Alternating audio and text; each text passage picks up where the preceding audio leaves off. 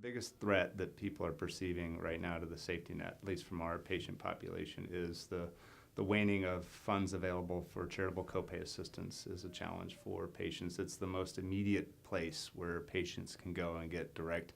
financial help at an extreme time of need. So that is an issue for patients. I think some of the other issues are probably ones that patients aren't aware of, because the challenge with the safety net now is it's, even as it currently stands, is inadequate and difficult to manage. We hear stories from patients all the time, and that's why we have case managers who help patients navigate the safety net. It is a complex web of services and resources, some of which are available for a while and then they disappear. So what's available is going to change quite often,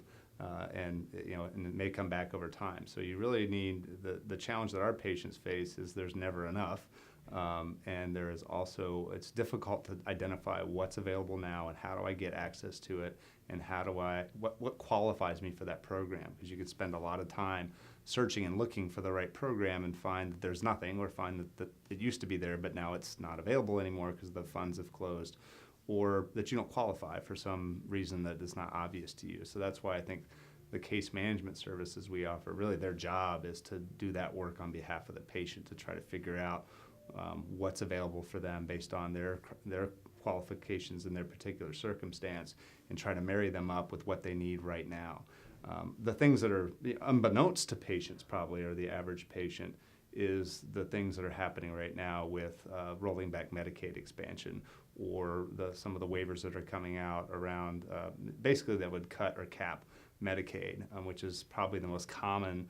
one of the most common areas where low-income patients find not only access to insurance or some sort of coverage benefit, but through that then access to health care. So I don't know that generally patients probably aren't aware of what's happening with Medicaid, because it's happening at state by state. The CMS announcement that came out yesterday about a proposal to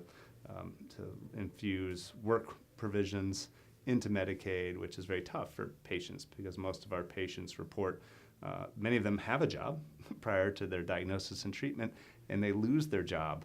because of their diagnosis and treatment. And so the very reason that they lost their job is why they probably need Medicaid, because they've lost their income and they've lost their source of commercially sponsored insurance, and now they need an alternative.